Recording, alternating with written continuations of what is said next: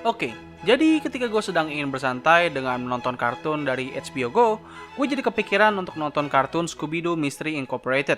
Ya, sekalian nostalgia sedikit, dan siapa tahu ada yang bisa gue bahas dari kartun tersebut.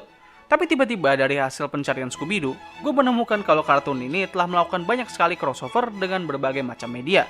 Dan gue jadi teringat kalau baru-baru ini, Scooby-Doo sedang melakukan collab dengan kartun Courage the Cowardly Dog. Jadi gue memutuskan untuk pindah ke layanan streaming lain untuk menonton movie baru ini. Dan setelah gue menonton film ini, gue merasa kayak, kayaknya bakal jadi pembahasan yang menarik. Dan ya, di video kali ini gue bakal membahas alur cerita dari film Strike Out Nowhere, Scooby-Doo Meet Courage the Cowardly Dog. Dikarenakan gue bakal membahas alur cerita dari film ini, jadi sedikit peringatan kalau video ini bakal mengandung spoiler. Jadi buat kalian yang belum menonton film ini, sangat gue sarankan untuk menonton filmnya terlebih dahulu. Tapi kalau kalian udah siap, kita langsung masuk aja ke pembahasan dalam 3, 2, 1.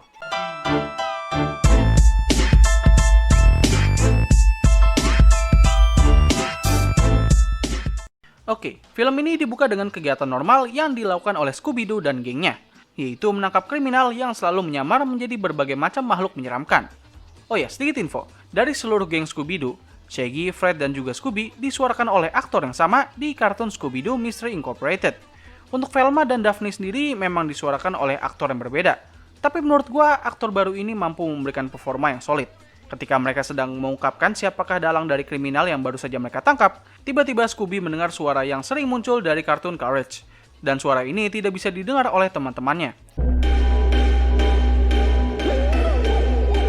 Seingat gua, suara ini bakal muncul ketika Courage sedang dalam kondisi darurat. Come on, come on! Tapi entah kenapa ketika Scooby mendengar suara ini, ia tiba-tiba jadi kayak bergerak nggak jelas gitu. Dan ia pun pergi meninggalkan para gengnya menuju sebuah tempat yang bernama Nowhere. Dan di sana ia pun sampai di sebuah rumah yang berada di tempat antah berantah. Yap, ini adalah rumah dari Courage. Sementara itu di dalam rumah tersebut, Courage juga mendengar suara yang sama dan ia juga menunjukkan tanda-tanda yang dialami oleh Scooby. Jujur aja gue agak kurang suka dengan scene ini karena ya seingat gue suara ini tuh digunakan ketika suasana sedang intensnya gitu loh. Tapi film ini malah menggunakan suara ini untuk menampilkan seekor anjing yang tiba-tiba bergerak nggak jelas, kayak lagi mau joget gitu. Well, kita lanjut aja. Setelah itu, Eustace yang sudah tidak tahan dengan kelakuan Courage langsung menakutinya agar ia pergi. Ketika di luar rumah, Courage akhirnya bertemu dengan Scooby. Di tengah pertemuan mereka, tiba-tiba sekumpulan serangga raksasa muncul dari tanah. Dan kita ditampilkan dengan intro dari film ini. Kalau gue harus memberikan rating, maka gue bakal berikan 6,5 dari 10 untuk intronya. Intronya sendiri ya nggak begitu buruk dan juga nggak bagus-bagus banget. Setelah itu, para geng datang untuk membantu Scooby dan Courage. Ketika mereka sedang menyelidiki serangga sisada yang entah kenapa memiliki ukuran yang sangat besar, Muriel muncul untuk mengajak Scooby dan para gengnya untuk mampir makan malam. Dan oh ya, hal yang bikin gue senang dan sekaligus sedih adalah Muriel disuarai oleh original voice aktornya, yaitu T. White. Dan sekaligus ini merupakan acting terakhirnya sebelum ia wafat. Oh damn, what a legend. Untuk Eustace sendiri, ia memang disuarakan oleh aktor yang berbeda. Namun gue beneran terpukau dengan aktor baru ini, karena ia mampu menghidupkan karakter Eustace yang sangat ikonik dengan sifat pemarahnya. Untuk performanya, beautiful, 10/10. Ketika mereka sedang makan malam, Scooby dan Courage harus berhadapan dengan makhluk yang tiba-tiba muncul dari wastafel. Sementara para geng yang lain sedang sibuk mengobrol dengan Muriel. Entah kenapa di momen ini mereka semua jadi buta mendadak. Like, dude, kayak itu Courage dan Scooby jelas-jelas lagi kesulitan, tapi entah kenapa mereka lebih berfokus pada omongan nenek-nenek. Ya gue tahu ini sebenarnya bagian dari lelucon aja, tapi tetap gue ngerasa agak aneh aja dengan scene ini. Tiba-tiba salah satu sisada raksasa muncul di punggungnya Shaggy. Setelah serangga itu berhasil dibuang, Scooby, Courage, dan Shaggy mencoba untuk melakukan terapi dalam menghilangkan rasa takut mereka. Tiba-tiba seseorang mengetuk rumah Courage. Dan ketika Daphne melihat keluar, ia menemukan sebuah surat yang berisi undangan dari wali kota. Setelah itu, mereka pun bersiap untuk pergi menemui wali kota untuk menanyai semua keanehan yang baru saja terjadi. Namun ketika mereka baru saja berangkat, tiba-tiba mobil yang ditumpangi oleh Scooby dan Courage diambil alih oleh seekor sisada raksasa. Dan kita pun ditampilkan dengan adegan balapan ala Fast and Furious. It's been a long day. Like seriously, mereka harusnya mengganti judul film ini. Singkatnya, para geng berhasil menyelamatkan Scooby dan Courage. Namun mobil traktor milik Eustace harus dikorbankan. Still be okay. Setelah itu, mereka pun sampai di tempat tinggal wali kota. Yang mana bangunannya sendiri mengingatkan gua dengan kastil yang ada di kartun Scooby-Doo versi lama. Di sana mereka disambut oleh pelayan menyeramkan yang di sepanjang film ini bakal suka memberikan jumpscare. I'll get a new mustard. Surprise, motherfucker! Ketika mereka sampai di suatu ruangan, tiba-tiba kursi yang ada di sana mulai hidup dan ingin memakan mereka. Untungnya wali kota segera muncul untuk menyelamatkan mereka semua. Setelah itu, sang wali kota mengajak para geng untuk makan malam dengan ala kadarnya.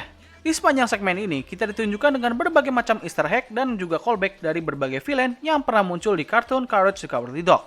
Bahkan sang reporter yang selalu muncul di opening kartun Courage juga tampil untuk menjelaskan mengenai daerah Nowhere, yaitu tempat di mana Courage dan keluarganya tinggal, yang entah kenapa selalu dipenuhi dengan berbagai macam keanehan. Sementara Fred, Daphne, Velma, Muriel sedang melihat-lihat museum, Scooby, Shaggy, dan Courage pergi ke dapur untuk membuat makan malam. Untuk Eustace, ia memutuskan untuk kembali ke rumah.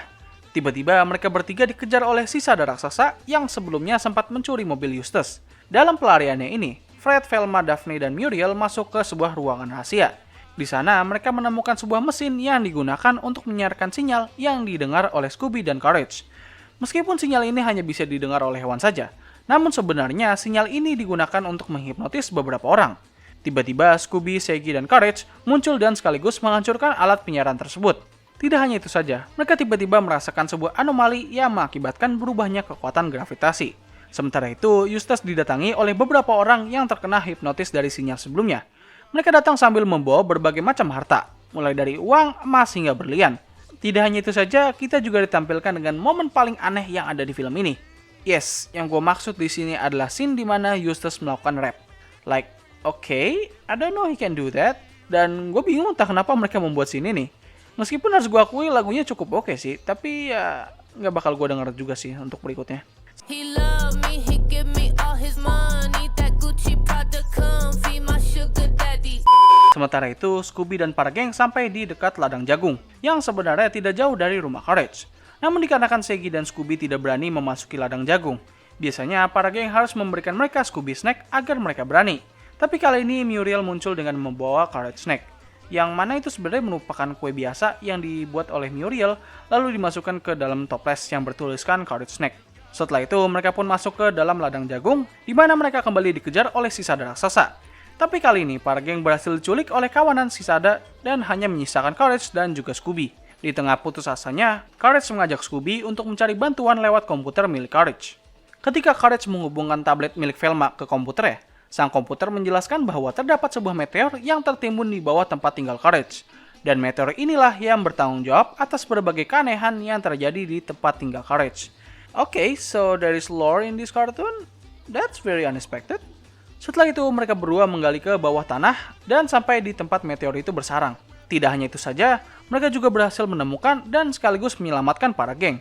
Meskipun begitu, mereka juga harus berhadapan kembali dengan sang sisada raksasa untuk kesekian kalinya. Ketika sang sisada mendapatkan batu meteor itu, ia memperbesar ukuran tubuhnya menjadi lebih besar lagi. Dan di momen ini juga, Courage mendapatkan pengembangan karakter di mana ia kini lebih berani dalam menghadapi masalah. Tapi ya, ujung-ujungnya dia bakal takut lagi sih. Singkatnya, ia pun berhasil mengalahkan sang sisada raksasa dan sekaligus mengurungnya. Ketika para geng membuka topeng sisada, ternyata sang wali kota lah dalang dari semua ini. Namun Velma menunjukkan bahwa sang wali kota sebenarnya adalah robot yang dikendalikan oleh musuh bebuyutan Courage, yaitu Cats dan LeQuack. I'm Cats, mastermind and evil genius. And I am the Quack, world-renowned thief of the most highest skill. Cats menjelaskan ketika mereka berdua mengetahui bahwa terdapat sebuah kekuatan gelap yang tersimpan di bawah Nowhere dalam bentuk sebuah meteor. Ia dan LeQuack bekerja sama untuk memanfaatkan gelombang keanehan dari meteor itu untuk menghipnotis orang-orang kaya agar memberikan harta mereka. Tiba-tiba sang pelayan wali kota datang mengungkapkan dirinya sebagai lieutenant dan jenderal yang sedang memata-matai pergerakan Cats dan LeQuack. Dan setelah terungkap, mereka pun mengamankan harta curian mereka berdua dan sekaligus menangkap mereka. Akan tetapi film ini ditutup dengan semua peran di dalamnya menari lewat bantuan meteor. Endingnya cukup aneh sih buat gua. Oke, jadi begitulah seluruh alur cerita dari film crossover antara Scooby dan Courage the Cowardly Dog. Well, gue cukup enjoy dengan crossover ini. Memang ini bukanlah yang sempurna, tapi kalau kita melihat dari berbagai macam media yang pernah melakukan crossover dengan Scooby-Doo, menurut gue Courage adalah yang paling menarik serta masuk akal. Tidak hanya itu saja, film ini juga dieksekusi dengan cukup baik. Tentu hal yang paling tidak terduga dari film ini adalah terungkapnya mengenai sumber keanehan yang terjadi di tempat tinggal Courage.